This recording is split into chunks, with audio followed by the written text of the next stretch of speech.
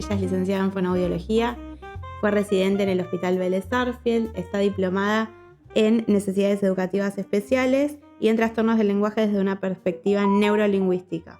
Está formada en PROMPT, en modelo Denver y en el modelo IMPACT. Bueno, muchas gracias por venir. Queríamos hablar hoy sobre TDL y escolaridad. Por eso quería preguntarte qué es el TDL y cómo afecta este trastorno del desarrollo del lenguaje en la escolaridad de los niños. Bueno, primero gracias Ailén por invitarme, es un honor estar acá. Y bueno, para empezar vamos a definir qué es un trastorno del desarrollo del lenguaje. Es una condición, una dificultad que va a alterar la adquisición inicial del lenguaje y el desarrollo de este. Es un trastorno del neurodesarrollo, es genético, hay antecedentes familiares. Es bastante prevalente, hay más o menos un 7% de la población escolar tendría trastorno del desarrollo del lenguaje y decimos que es una afectación del lenguaje que es grave, que es persistente o que se resiste como un poco al tratamiento, es decir, no es una dificultad que se va a resolver rápidamente y también el perfil de estas dificultades va a ir cambiando a medida que el niño crece y que va evolucionando y que las exigencias del entorno van haciéndose más complejas. También hay que tener en cuenta que 2 niños con trastorno del desarrollo del lenguaje no van a ser iguales porque es bastante heterogéneo. ¿Por qué? Porque el lenguaje es muy amplio, tiene distintos aspectos, puede afectar la parte comprensiva y también la expresiva. Y dentro del lenguaje tenemos 4 aspectos: el aspecto fonológico, que es en criollo la pronunciación, aunque bueno, va un poco más allá de lo que el niño produce. También tenemos el aspecto léxico-semántico, que son las palabras que el niño comprende y puede decir, y también qué es lo que sabe acerca de esas palabras y cómo las va relacionando entre sí. El aspecto morfosintáctico, que son la estructura de las frases, cómo el niño va ordenando estas palabras para formar una frase, y también la estructura interna de las palabras. Es decir, viste que las palabras, por ejemplo, algunas tienen la misma raíz y después uno las va cambiando. Pan, panadero, panadería, o de jugar puedo decir jugó, jugaban. Bueno, todo eso es la estructura interna de las palabras que se llama morfología. Y también está el aspecto pragmático, que es cómo se usa ese lenguaje para comunicarme. Y vamos a hablar de conversación y de discurso narrativo. Entonces, no necesariamente en un niño con trastorno del lenguaje todos estos aspectos van a estar afectados, pero en uno puede estar afectado algún aspecto y en otro. Clásicamente lo que decimos es que el núcleo del trastorno del desarrollo del lenguaje es la afectación de la morfosintaxis. Y hay algo que se relaciona con esta pregunta de la escolaridad, que es que antiguamente, o bueno, no sé si tan antiguamente, hasta hace relativamente poco, a esta dificultad la llamábamos trastorno específico del lenguaje.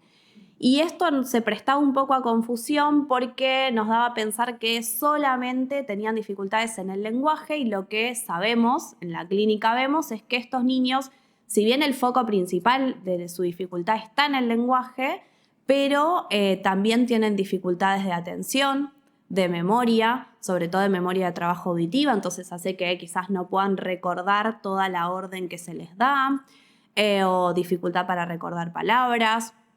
También tienen dificultades o pueden tener dificultades en el aprendizaje de la lectoescritura, también en cuanto a las matemáticas, ¿no? Algo que quizás no tenemos en cuenta, pero sí, porque este niño que tiene dificultades para comprender, le va a costar comprender nociones temporales, nociones de cantidad, que son sumamente necesarias para el desarrollo de las matemáticas, y también incluso problemas sociales o dificultades sociales, porque pensemos que si es un niño que quizás no comprende o no puede expresarse correctamente, bueno, en las conversaciones quizás hay cuestiones que no va a entender o que no va a poder saber reparar algún malentendido, o no va a poder contar qué es lo que le pasó, y también problemas conductuales, ¿sí? También derivados de esta dificultad para poder comprender lo que está sucediendo en su entorno y poder expresarse correctamente, y la frustración que esto generaría. Sí.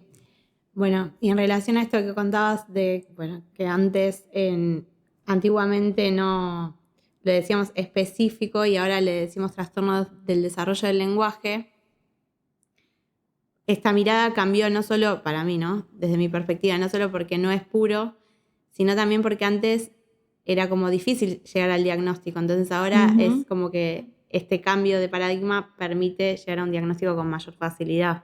Exacto, sí, antiguamente este trastorno específico del lenguaje lo diagnosticábamos a través de una serie de criterios de exclusión donde teníamos que excluir un montón de cosas que al fin y al cabo ningún niño terminaba siendo, o muy poquitos niños terminaban diagnosticados con trastorno específico del lenguaje porque, bueno, a lo más, digamos, el ejemplo más fácil es que no tenían que tener poca estimulación en su casa. Y eso es muy difícil de medir, ¿no? Claro, hasta dónde, ¿no? Exacto.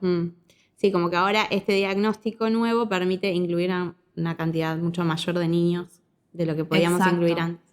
Y entonces, en este sentido de la escolaridad, ¿cómo afecta, no sé si ya lo dijiste, cómo afectaría transitar la escolaridad con o sin el diagnóstico, ¿no? Con este trastorno del desarrollo del lenguaje? Bueno, podemos pensar como en distintos grupos de edades porque, como dijimos, este trastorno va a ser distinto, va a ser dinámico, ¿no? Y en cada etapa van a ir cambiando, ¿no? las exigencias y también las dificultades que aparecen. En el grupo de los niños más pequeñitos, en un nivel inicial de 3 a 5 años, con respecto al lenguaje, lo que nos vamos a encontrar en el aspecto fonológico es con niños que tienen lo que nosotras llamamos muchos procesos fonológicos de simplificación, que quiere decir que simplifican la forma adulta de la palabra, algo que su sistema puede producir.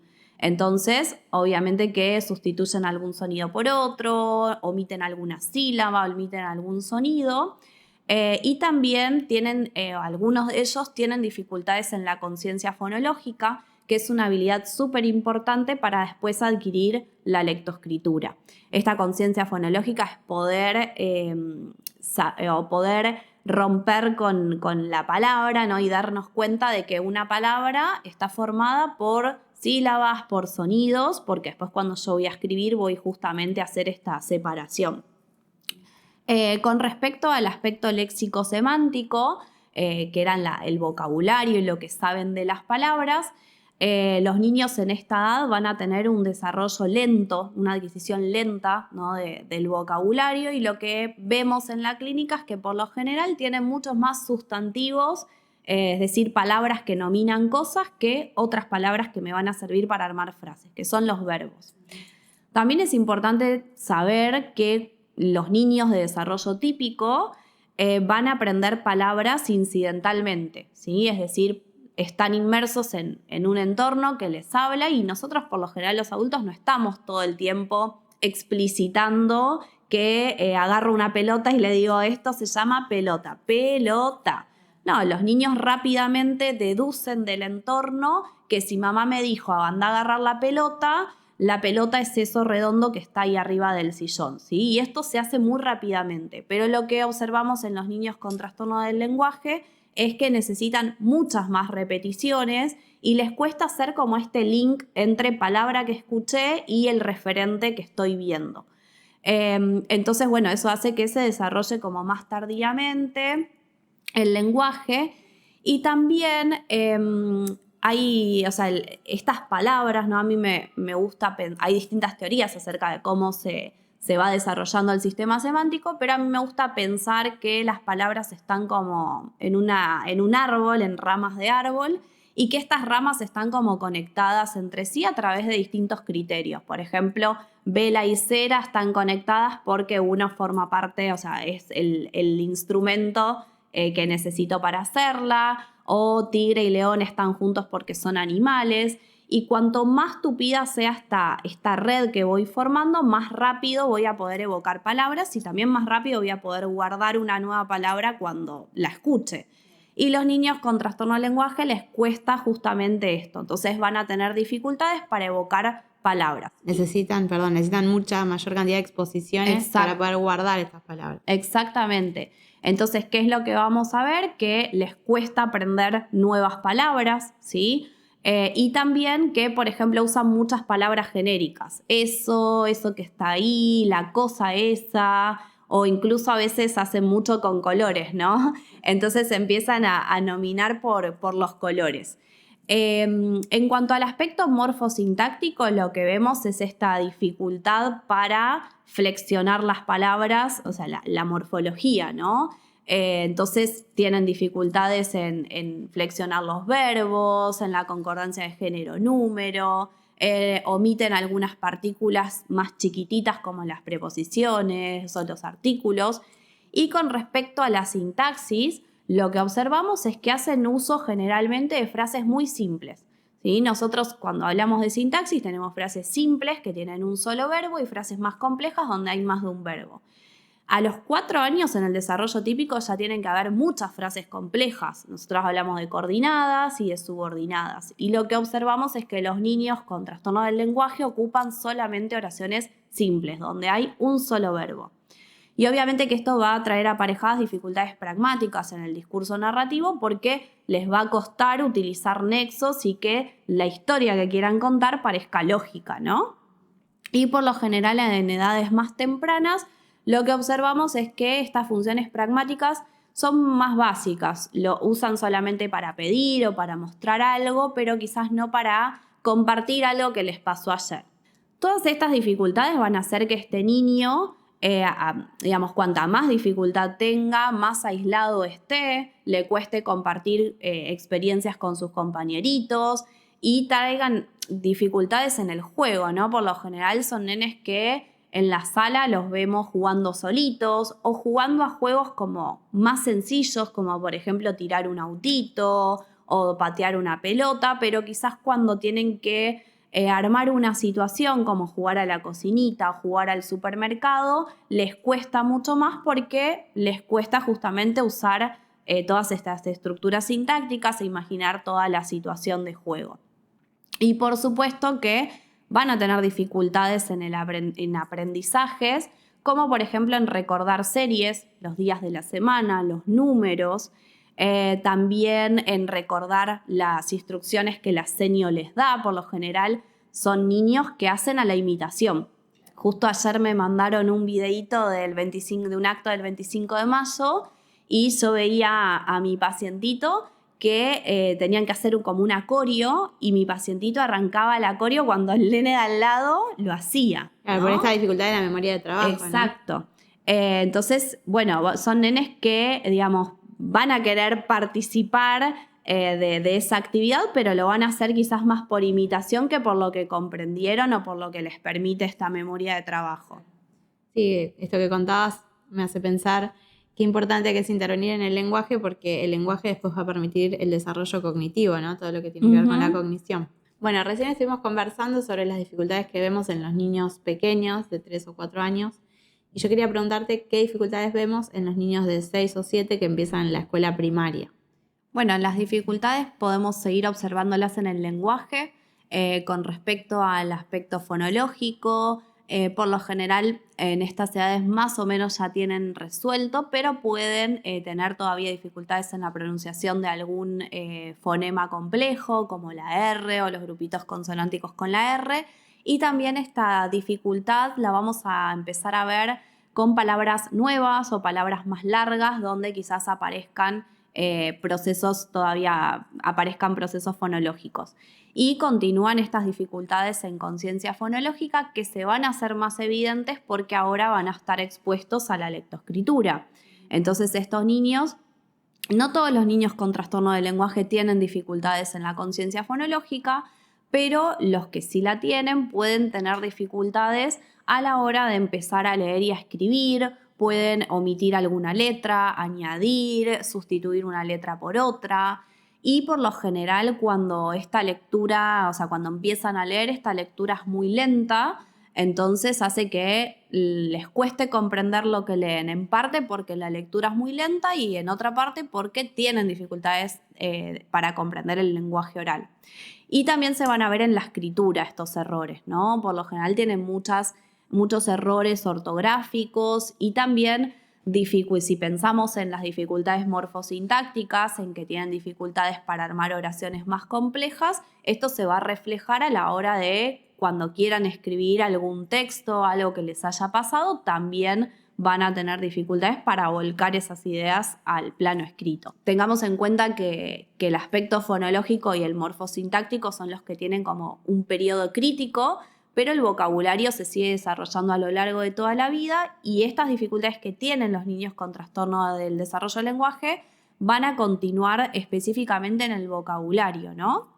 Entonces, les va a costar aprender nuevas palabras, van a olvidarse lo que se vio ayer en el cole y van a continuar con dificultades, digamos, para evocar las palabras y pueden aparecer estas palabras genéricas o latencias, como que se quedan pensando qué es lo que van a decir. Siguen usando frases muy sencillas, muy simples. Cuando quieren narrar algo lo hacen de forma incompleta o sin poder descontextualizar.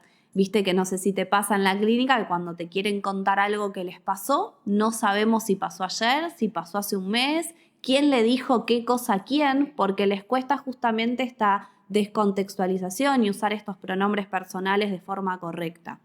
Y en las conversaciones va a pasar lo mismo, ¿no? O sea, les va a costar quizás respetar los turnos, iniciar algún tema, cambiar de un tema al otro. Siempre que cambiamos de un tema, siempre usamos como alguna frase, ¿no? Como, bueno, ahora voy a hablar de otra cosa y los niños con trastorno del lenguaje directamente cambian a ese otro tema sin poder hacer esta introducción. O quizás cuando no se dan cuenta cuando el otro no está comprendiendo y cuando tienen que reparar eso. Y obviamente que esto va a traer dificultades en lo social, porque les va a costar comprender los estados emocionales de los otros, participar, ya quizás no tanto lo vamos a ver en juegos simbólicos, sino en los juegos reglados, ¿no? Les cuesta comprender estas reglas y poder seguirlas. Bueno, específicamente con la lectura, ya estuvimos hablando de la relación con la conciencia fonológica, pero es muy frecuente también encontrarnos con que a estos niños no les gusta leer para nada, ¿no? E incluso cuando ya empezaron a leer, cuando tienen esta decodificación, pero son niños que capaz para las vacaciones no te van a elegir un libro porque justamente les cuesta mucho comprender lo que están leyendo y todavía ocupan gran esfuerzo cognitivo en poder decodificar y no lo liberan para poder comprender. Y también algo importante es que van a empezar a aparecer dificultades también en los aprendizajes de las matemáticas porque les cuesta entender conceptos de temporalidad como el que viene antes, el que va después, el que va primero, el que va último. Les cuesta comprender cuándo tienen que sumar, cuándo tienen que restar, justamente por estas dificultades para comprender los problemas matemáticos. Sí, en relación a esto que decías del esfuerzo cognitivo para decodificar, por eso es importante en el principio del tratamiento, cuando las dificultades están más expuestas, que esté el adulto, que de esto vamos a hablar después de los apoyos, pero qué importante que el adulto pueda leer por él, ¿no? En un principio para, si bien lo ayude a decodificar, pero para darle ese apoyo inicial. Exacto, sí, o acompañar de otro apoyo como algún recurso visual, como una película o un video cortito acerca de eso que se está leyendo, activar conocimientos previos o trabajar incluso el vocabulario específico de ese texto. Y algo también no menor es que en estos niños que ya empiezan primer grado, lo que va a observar la senio y los papás es que les cuesta mucho organizarse en su mesa. Son niños que pierden todo el tiempo las cosas, llegan el primer día a casa con la cartuchera vacía y también les cuesta recordar los horarios, los días, qué es lo que va a pasar cada día. Entonces, bueno, van a tener dificultades distintas a las que aparecían en la anterior etapa, ¿no?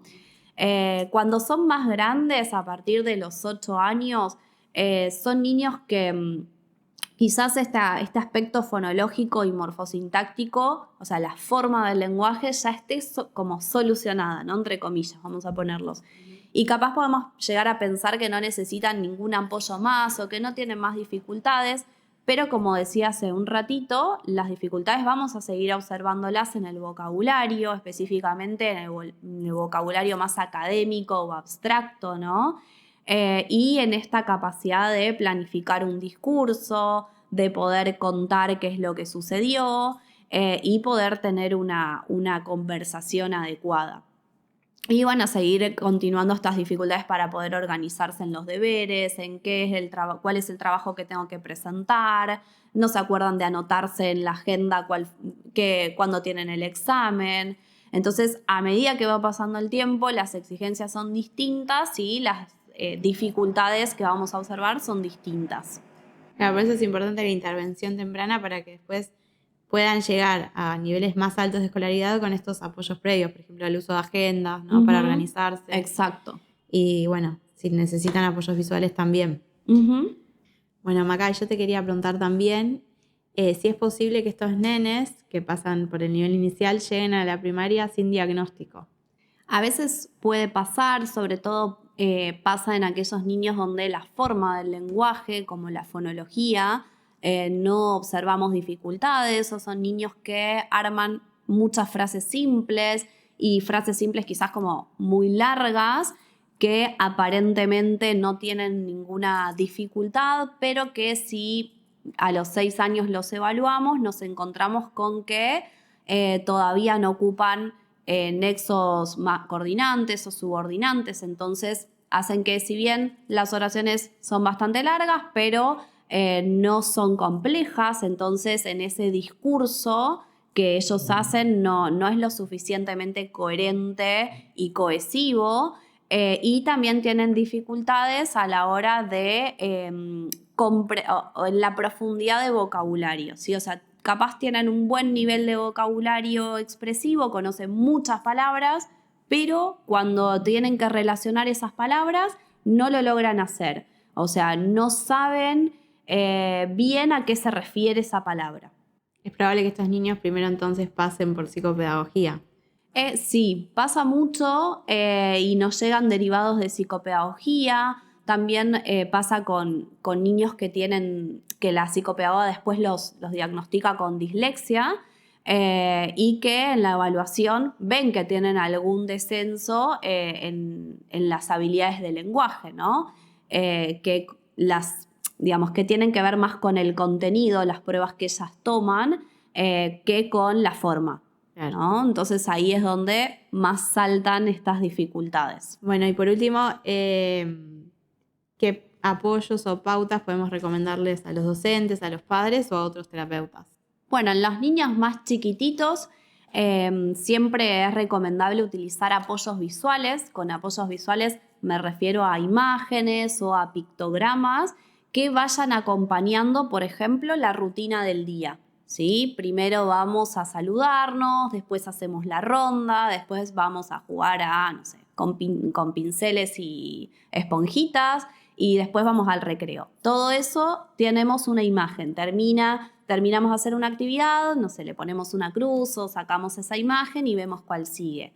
También si estamos haciendo algún trabajo en la mesa, podemos acompañar ese trabajo en la mesa con imágenes en donde marquen, por ejemplo, que el niño se tiene que quedar sentado o que si quiere algo se lo tiene que pedir al asenio o incluso como una secuencia de qué es lo que se le está pidiendo que haga.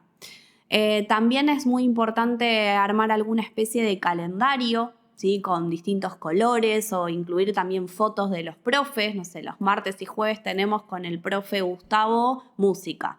Entonces, ir poniendo todas esas imágenes, ubicar siempre al niño cerquita del asenio, porque recordemos que la afectación principal está en el lenguaje, en lo oral, pero lo visual siempre está mucho mejor. Entonces, si tiene al asenio cerca, la puede mirar, puede hacer mayor uso de comprender los gestos del asenio.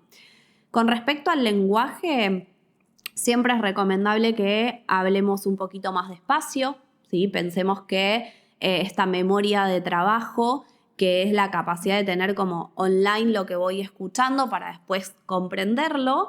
Si recibe mucha información a gran velocidad, le va a costar, ¿no? Poder procesar todo eso. Entonces hablamos más despacio, con frases más sencillas, más cortitas, haciendo énfasis en alguna palabra clave. Por ejemplo, vamos a pintar, pintamos con pinceles. Entonces hicimos distintas frasecitas chiquitas. También podemos mostrar, ¿sí? Vamos a pintar con pinceles y mostramos los pinceles y las pinturas por otro lado, o con alguna imagen o algún gesto. Cuando estemos, por ejemplo, escuchando a nuestro niño con trastorno del lenguaje que está hablando, probablemente sus frases sean muy sencillitas o tengan algún error. Por ejemplo, no sé, el nene dice pinto pincel. Entonces la seño puede hacer una expansión, puede hacer una expansión, puede corregir ese error. Sí, pinto con pincel, y hacer énfasis en esa palabra que le falta, o incluso hacer una extensión, o sea, hacerle la corrección y agregar algo más. Pinto con pincel la casa. A veces también podemos hacer algún modelado, que es darle el modelo de la frase. Y esto nos va a servir mucho. Viste que hace un ratito hablábamos de que tienen dificultades en los juegos, ¿no? Simbólicos. Entonces, lo que podemos hacer es ofrecerle como el modelo. Ahora vos vas a jugar que sos el papá. Tenés que preparar la comida. Entonces después vamos a ofrecer el modelo de la frase que diría el niño. Voy a preparar la comida. Vamos, nenes, a comer, ¿sí? Y esto obviamente también explicitar las reglas de los juegos.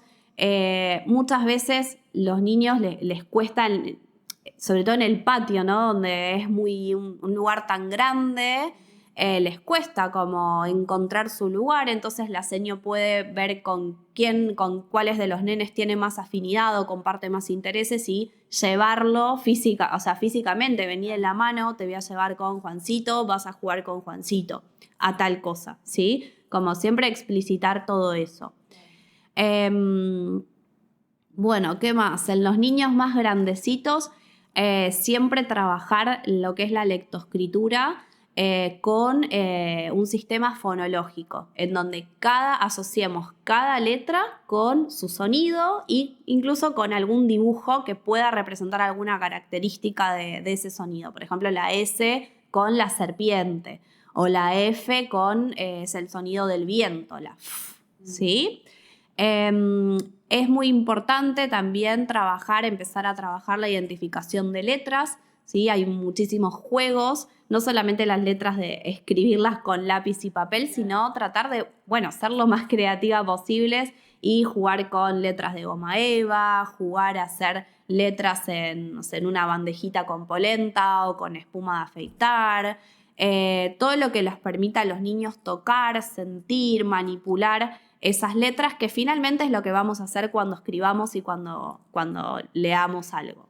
Sí, tratar de incorporar esto de la conciencia fonológica desde el jardín, ¿no? Desde el nivel inicial. Exactamente, en nivel inicial esta conciencia fonológica la vamos a estimular con todo lo que sea segmentación en sílabas, por ejemplo, dar un saltito en cada sílaba de la palabra, cada pedacito, identificar las letras, jugar con rimas, con canciones, y empezar a identificar también con qué sonido empieza alguna palabra. Siempre empezamos con palabras sencillitas, las más detectables son las vocales y después algunas consonantes que se pueden alargar, como la M o la S.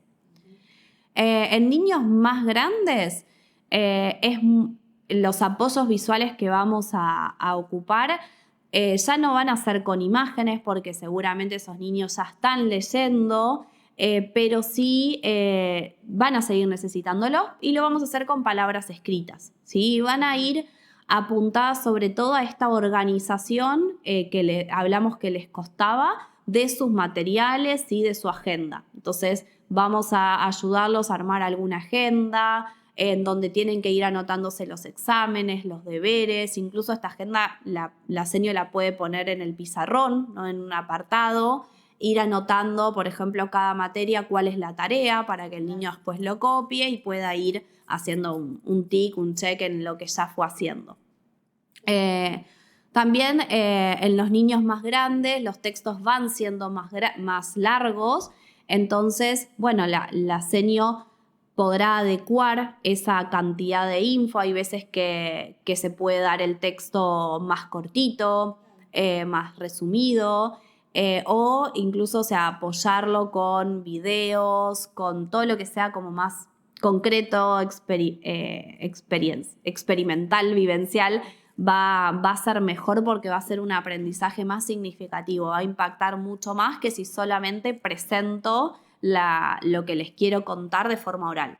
Claro, tratar de continuar con los apoyos visuales durante toda la escolaridad. Exacto. Que en realidad, a ver, esos apoyos visuales sí en toda la vida los utilizamos y los utilizamos todos. Claro. El tema es que a los niños con trastorno de lenguaje les cuesta organizar esos apoyos visuales, porque por más que tengan la agenda no saben qué tienen que anotar o lo anotan de forma desorganizada. Claro, la importancia del adulto como mediador para esta organización. Exactamente. También, por ejemplo, forrar los cuadernos y los libros o las carpetas, usar la misma, no sé, el rojo para historia. Entonces forro el libro de historia con el rojo y pongo separador rojo en la carpeta, ¿no? Entonces eso ya es un apoyo visual, pero bueno, no es tampoco la gran ciencia, ¿no? Claro, por ahí hay padres que nos están escuchando, o maestros, o profesores que les sirven todas estas pautas. Uh-huh. Y bueno, es interesante poder difundir esta información para que todos puedan acceder. Exacto. Y creo que lo más importante siempre es tener un canal abierto entre el cole y la familia para que la familia pueda saber qué es lo que se está haciendo en el cole para poder seguir estimulando en casa esas habilidades y también ir anticipándoles. Bueno, Maca, un placer y bueno, muchas gracias por haber venido. No, gracias a vos, Ailén, por la invitación. Hasta pronto.